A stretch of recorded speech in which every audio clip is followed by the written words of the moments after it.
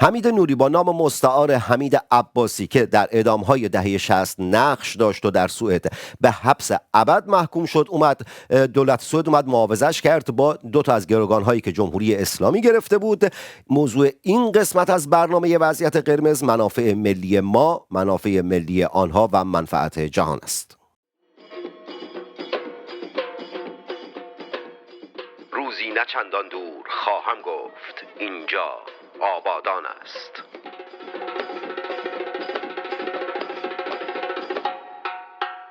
در روزهای گذشته رسانه‌ها، کارشناسان، تحلیلگران و افرادی که در حوزه سیاست و تحلیل‌های سیاسی و مسائل خبری صحبت می‌کنند در مورد این موضوع برنامه سازی کردم. گذاشتم که اون برنامه تموم بشه، اون برنامه‌ها رو ببینید، بعد این برنامه رو بسازم و باهاتون صحبت بکنم در 3 محور و در مورد 3 موضوع در این قسمت از برنامه براتون صحبت خواهم کرد. بخش سوم رو که به باور من مهمتر از هر بخش دیگر هست رو در ابتدا میگم. شاید واسه این بخش شاید برای خیلی ها جذاب نباشه، اما اهمیت داره.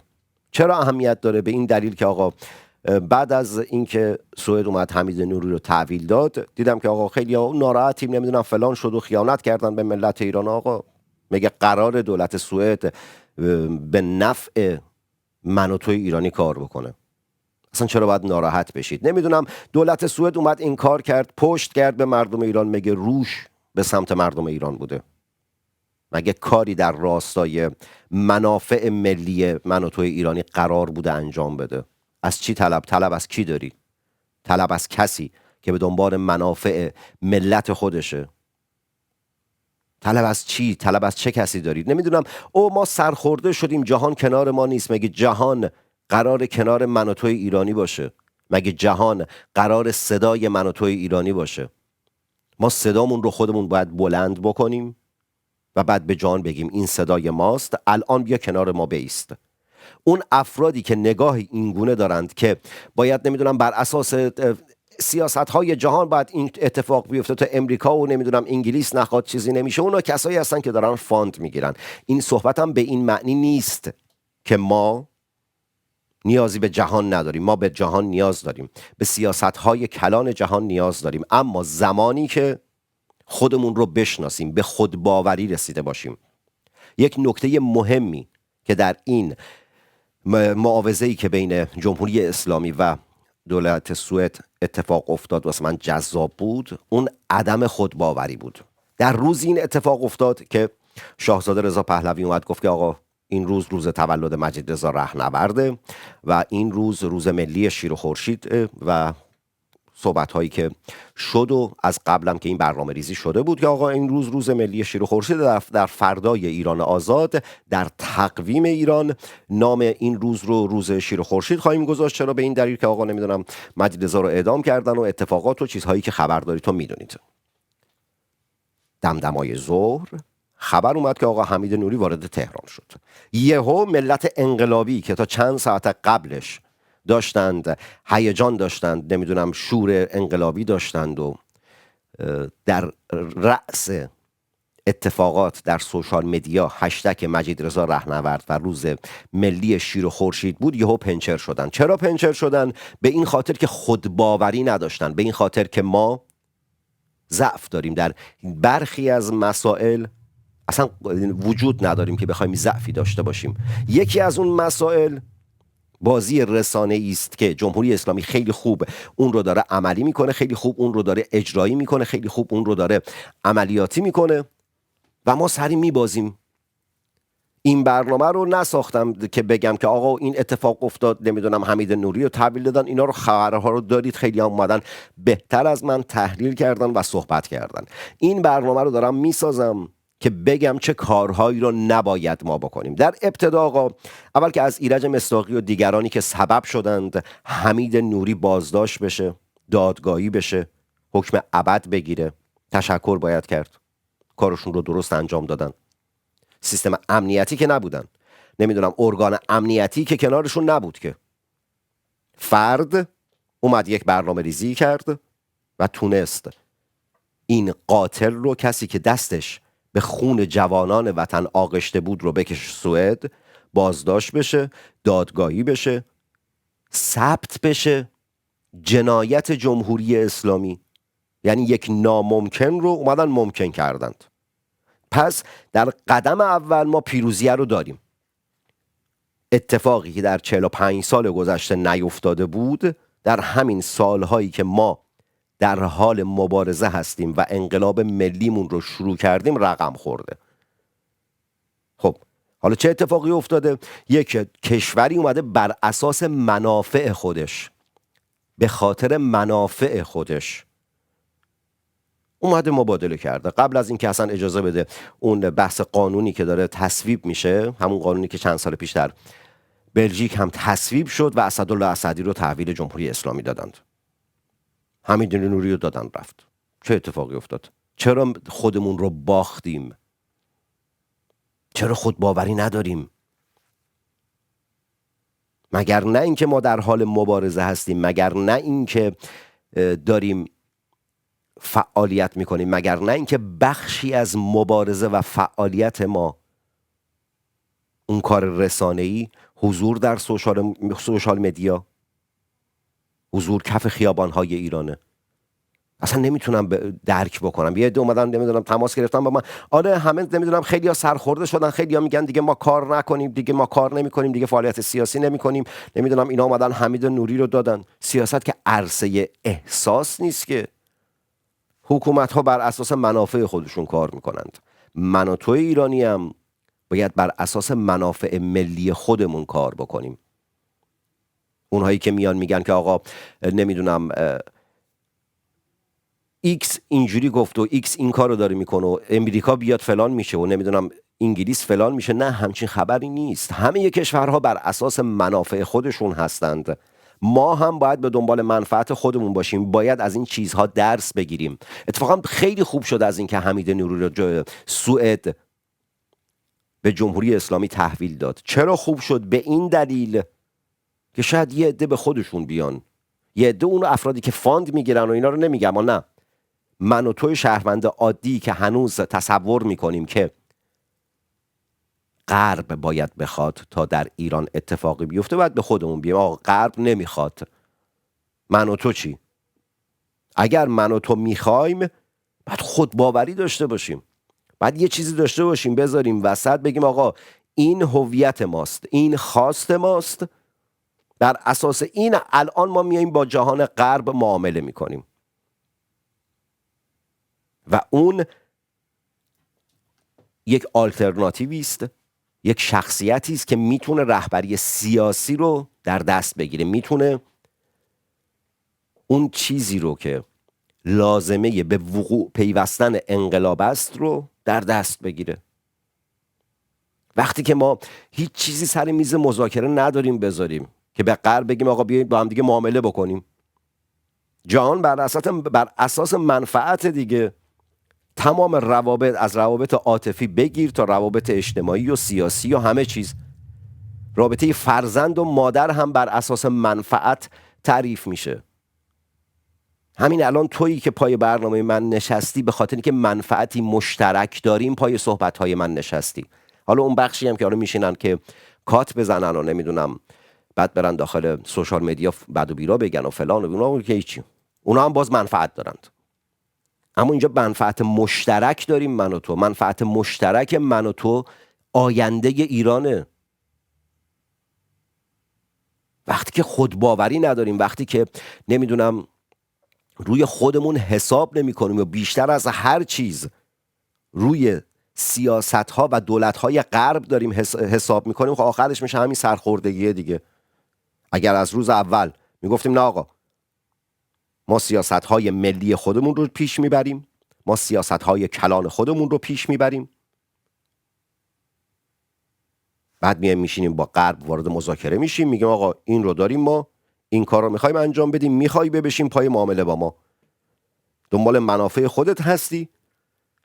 آیا منفعت جهان رو میخوای که صلح در خاورمیانه است؟ خب اون در نبود جمهوری اسلامی است.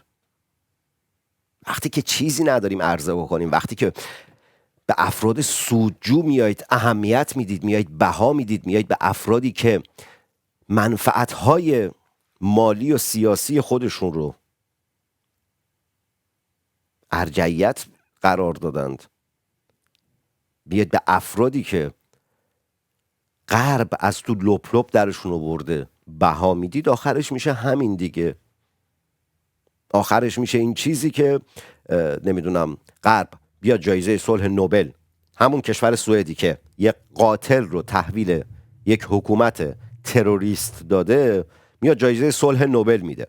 تو شهروند خاورمیانه ای رو با یک سری از مفاهیم سانتیمانتال سرگرم میکنه که کارهای سیاسی و منافع ملی خودش رو پیش ببره. کشوری که جایزه صلح نوبل اصلا اسمشه روشه، صلح نوبل، صلح داره به یک ایرانی میده، همون کشور میاد یک قاتل رو تحویل جمهوری اسلامی میده. بعد توی ایرانی دلخوشی و جایزه صلح نوبل گرفتیم، او فلانی از داخل زندان صندلی فرستاد. حاجی اون صندلی فرستادن و اون جایزه همش بازیه. اصل قضیه، موضوع و اون چیزی که اهمیت داره اینه که همون کشور منافع ملی من و تو رو اصلا در نظر نمیگیره، اصلا اهمیتی واسش نداره. جون شهروند خودش براش اولویته، براش مهمتره. به محض اینکه خبر منتشر شد که نمیدونم حمید نوری آزاد شد، به ایران بازگشت، فضایی که تا نیم ساعت قبلش دست ایرانیان بود در سوشال مدیا، دست ملیگرایان بود، تولد مجید رضا رهنورد، روز ملی شیر خورشید، یهو همه چی پاشید. اگر اعتماد به نفس داشتیم، اگر آگاهی نسبت به کاری، اگر خودباوری داشتیم، همچین اتفاقی نمیافتاد. میگفتیم او آزاد شد، اوکی، امروز روز ملی شیر و خورشید، ما به این موضوع میپردازیم، بعدش میایم سراغ حمید نوری هم خواهیم اومد. اصلا این کارم نمیکردیم، میگفتیم اوکی 2 تا گروه میشیم، یک گروه به بازگشت حمید نوری میپردازد و یک گروه اون شادی و هیجانی که برای روز ملی شیر و خورشید در اولین سالی که این روز توسط شاهزاده به رسمیت شناخته شد و عنوان شد، اون رو پیش میبریم. نشد. به محضی هم که خودتون رو باختید، سریع داخل سوشال مدیا جمهوری اسلامی اومد نمیدونم ویدیوها و کلیپ‌ها و چیزای مارسیرکای انتخاباتیشو بیشتر وایرال کرد. از اون روز تا حالا ببینید چقدر موفق‌تر تونسته در پروموت سیرک انتخاباتی خودش در سوشال مدیا جمهوری اسلامی قدم برداره و قدم بزنه. خب این نقدها رو باید بزنیم به خودمون. این حرفها مورد پسند خیلی از شماها نیست، میدونم، اما واقعیته. حالا من بیام نمیدونم تا 6 روز با ایکس مصاحبه کنم، با وای مصاحبه کنم، چرا حمید نوری دو آقا منافع ملی خودش بوده، منفعت ملی من و تو کجاست؟ من و تو چرا دنبال منفعت ملیمون نیستیم؟ او نمیدونم شاهزاده باید بیاد پاسخ. شاهزاده دیگه اینجا دیگه شاهزاده چرا باید پاسخگو باشه؟ اینجا دیگه شاهزاده واقعا چرا باید پاسخگو باشه که یک عده افرادی که دارن پولشو میگیرن، دارن نمیدونم منفعتشو به جیب میزنند، در این موضوع نمیدونم افرادی که شناخته شده تر هستند، کسی که محبوب تر مقصره. مقصر چیه؟ مقصر تویی.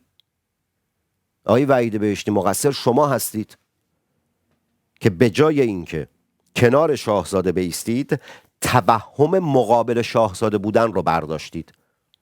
که حالا در مورد وحید بهشتی برنامه مفصل امروز خواهم ساخت، به این موضوع خواهم پرداخت. نکات دیگه‌ای که میخواستم بهتون بگم، دادگاه اصلی ملت در ایران برگزار خواهد شد. در سوئد و بلژیک و اروپا و کلا اروپا و امریکا و کانادا و اینا دادگاه اصلی نیست. دادگاه اصلی در ایران است. برای تک تک اینها اون دادگاه اصلی در ایران برگزار خواهد شد.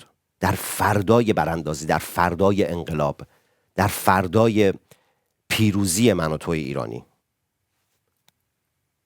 چرا باید دادگاه اصلی داخل سوئد باشه که بعد هر وقت خواست منفعت ملیش که بیاد تبادل بکنه؟ نه، نگران نباشید، ما باخت ندادیم، ما باخت نمیدیم، در سطح یک باقی میمونیم. دادگاه اصلی در ایرانه. همین درونی یکی از صدها یا هزاران جنایتکار جمهوری اسلامیه. محاکمه شد، اثبات شد. وقتی هم برگشت داخل ایران گفت که آره نمیدونم من حمید عباسی بودم. و بعد نکته ای هم که در ایران برگشت گفت وقتی وارد تهران شد، گفت پیام کوتاهی برای نمیدونم منافقین دارم، من همه منافقین یعنی همه انقلابیون و براندازان، منظورش حالا فقط مجاهدین نیست، من حمید نوری هستم و در تهرانم و پیش خانوادم هستم، بمون تا بیایم سراغت. اتفاقا در تهران اصلا امنیت نداری، در زندان سوئد امنیت بیشتری داشتی. و بعد فراموش نکن واسه چی رفته بودی سوئد. واسه چیزی رفته بودی که هم حکومتی که داری واسهش مرتکب قتل شدی، هم اون دین مضحکی که بهش باور داری و خودتو مسلمون میدونی، اینا همونو مردود میدونن دیگه. واسه خانم بازی رفته بودی دیگه، واسه دختر بازی رفته بودی. حالا اگر نمیدونم در ارتباط بودن، در رابطه بودن، عاشق بودن، نمیدونم دختر بازی کردن، پسر بازی کردن، فلان، اینا اصلا بد نیست در جهان نرمال، در جهان آزاد اصلا بد نیست. اما برای شمایی که ایدئولوژی اسلامی دارید و به واسطه همچی چیزی به دام میفتید، واقعا خفت و خاریه. یه جوری اومدی انگار که نمیدونم قهرمان یه چیزی بودی. نه آجی، واسه کاری دیگه رفته بودی دیگه، واسه چیزی دیگه رفته بودی. خب بعد در ادامهش گفت که شما نمیدونم من رو خدا آزاد کرد. دیدید اونایی که میگفتن خدا هم نمیتونه آزادش کنه؟ خدا تو رو آزاد، اصلا خدا وجود نداره که بخواد تو رو آزاد کنه. اگر خدایی وجود داشت و توهم نبود و تو به قول خودت و هم پیاله‌ایات بیگناه بودی که اصلا نمیذاش بگیرن، اصلا نمیشه یه کاری میکرد اصلا نگیرن. وقتی این اتفاق افتاد و خدا آزاد، گروگانگیری شما تروریست های جمهوری اسلامی تو رو آزاد کرد، گروگانگیری شما رو آزاد کرد. مردم دیگه مردم دهه 60 نیستن با این واژگان، با این صحبت ها بتونید فریبشون بدید که خدا منو آزاد کرد و این اصلا خبرها نیست. خدایی وجود نداره که بخوای، که خدایی وجود داشت میزد تو کمرت دو شقت میکرد. اون آه و نفرت و ناله مادران دادخواه و کسانی که پاره های تنشون رو تو امثال تو اعدام کردید، خب میزد پارت میکرد. آقا خلاصه این برنامه رو اومدم در مورد این موضوع صحبت کنم، در مورد این که ایرج مصداقی ناممکن رو ممکن کرد صحبت کردم، در مورد این که دادگاه اصلی در ایران خواهد بود صحبت کردم. بازگشت حمید نوری اصلا شکست واسه انقلابیون نیست، اصلا شکست برای ما ایرانیانی که در حال انقلاب ملی هستیم نیست. باید درس بگیریم آقا، خود باوری داشته باشیم، درس بگیریم ببینیم که آقا چه چیزی رو داریم که بیایم با غرب معامله بکنیم. اتحاد میتونه یکی از چیزهایی باشه که با غرب اتحاد داشته باشیم، به غرب بیایم حالا بیا با هم دیگه معامله بکنیم. مطمئن باشید وقتی که غرب ببینه من و تو ایرانی یک صدا یک چیز رو داریم میگیم، میاد پای میز معامله با من و تو میشینه. این که نمیدونم نه به غرب نیازی نیست، نه چرا به غرب نیاز هست، اما لازمه اون نیاز چیزهای دیگر است، لازمه اون نیاز اتفاقاتی دیگر است، لازمه اون نیاز اتحاد است. اتحاد نه با کسی که تمامیت ارضی ایران رو قبول نداره و پرچم ملی شیر خورشید رو قبول نداره و دنبال رهبرسازی و دنبال اینه که منفعت‌های مالی و اقتصادی خودش رو داشته باشه. نه، اتحاد ملی بین من و تو ملیگرای ایرانی، ایران دوست که تمامیت ارضی رو میخوایم، پرچم ملی شیر خورشید رو باور داریم، رسم الخط زبان فارسی رو باور داریم، تک تک این چیزها. بعد اون موقع است که میگیم آقا خب از اینجا به بعد دیگه کمک‌های بین‌المللی و خارجی رو نیاز داریم که بتونیم به سرانجام برسونیم. در نتیجه آقا ناامید نباشید و اونهایی هم که میگن آقا دیگه نمیدونم امیدی نداریم و فلانی، شما نباشید بهتره. شهروند عادی هم نیاز داریم ما، در وضعیت انقلابی به شهروند عادی هم باز نیاز داریم ما. شهروند عادی باشید، حمایت بکنید کسانی که جدی هستن. الان نیاز به ناامیدی نداریم. اتفاقا حمید نوری بازگشتش، باز تاکید میکنم، میتونه درس مهمی برای من و توی ایرانی و انقلابی باشه که بفهمیم آقا چه کار باید بکنیم چه کار نکنیم. و مهمترین چیز خودباوری است، اعتماد به نفسه. آقا خودباور باش، ما قدرت داریم، اونقدر قدرت داریم که جمهوری اسلامی از فریادهای من و تو میترسه. کاری به عوام فریبی و نمیدونم بازی های مضحک غرب هم ندارم که به دنبال منافع اون رو صحبت کردیم، تموم شد رفت. خودت رو بشناس، قدرتی که داری رو بشناس، بدون که چه کار داری میکنی چه کار نمیکنی، بدون که ما دنبال حکومتی هستیم که از آن من و تو باشه، که بهش افتخار بکنیم، که دقیقاً اتفاقی که امروز در اسرائیل میفته، یک گروگان اسرائیلی رو ارتش اسرائیل همین هفته پیش که آزاد کرد، خود حماس حالا آماری که داد نمیدونم 240 نفر رو اسرائیل کشته که این یک گروگان رو آزاد بکنه. دمش گرم اگه این کارو کرده. داخل اون برنامه مصاحبه هم که با نوید توبیان داشتم گفتم دمش گرم، چقدر دولت حسابیه که جون شهروندانش واسش مهمه.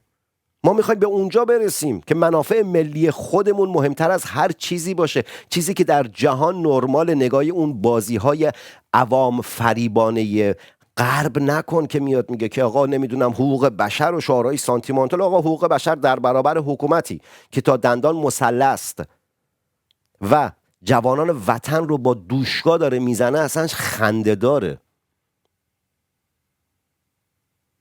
اعتماد به نفس داشته باش، خودباور باش، سازماندهی کنیم خودمون رو سازماندهی کنیم. یعنی چی؟ یعنی که آقا آگاه باشیم وقتی یک پاتک رسانه‌ای میزنن اونا، این که نبود آقا حمید نوری رو بهش بگم یه سوار هواپیماشو برو، بدون تردید از 2 روز 3 روز قبلش داشتن کاراشو میکردن، نمیدونم حمامشو گرفته، اصلاحشو کرده، فلان کرده، بیسار کرده، منتشر نکردن تا لحظه‌ای که دیدند که وقتشه بازی رسانه‌ای کردن. من و تو هم به این دلیل که آگاهی و همبستگی و اعتماد به نفس نداریم یهو وادادیم. هم یه قاتل رو به واسطه گروگانگیری پس گرفتند، هم بازی رسانه‌ای رو تونستن تو دست بگیرند. تموم شد رفت. حالا من هی بیام گلوی خودم رو پاره کنم بگم آقا نمیدونم سازمان مردمی توسط خود کاربران باید شکل بگیره، نمیدونم صفحه هایی باید داشته باشیم که هماهنگ، بر فرض مثال وقتی یک تظاهراتی هست یک پوستر واحد باشه، فلان باشه، بیسار باشه. هیچ کس یک سال داریم میگیم آقا هر کس داخل سیستمش فتوشاپ داره گرافیست نیست.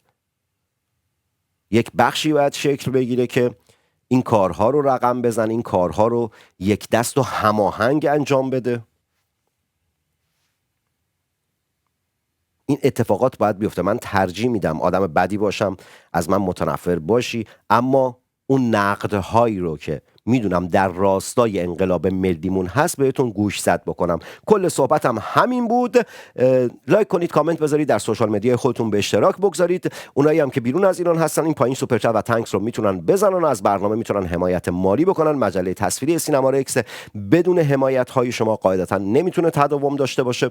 من تلاش میکنم صدای مستقل بدون سانسور و رادیکال شما باشم. شما هم برنامه ها رو در سوشال مدیای خودتون به اشتراک بگذارید، تو از برنامه حمایت بکنید. جنگ زده تک تک شما محمد تنگستانی هستم، شاعر و روزنامه نویسی که به زودی زود در شهر خودش آبادان و کشور خودش ایران برای شما برنامه خواهد ساخت و در ابتدای هر برنامه خواهد گفت اینجا آبادان است. علامتی که همتون میشنوید اعلام خطر یا وضعیت قرمز است و معنی و مفهوم آن این است که حمله هوایی انجام خواهد شد. محل کار خود را ترک و به پناهگاه بروید.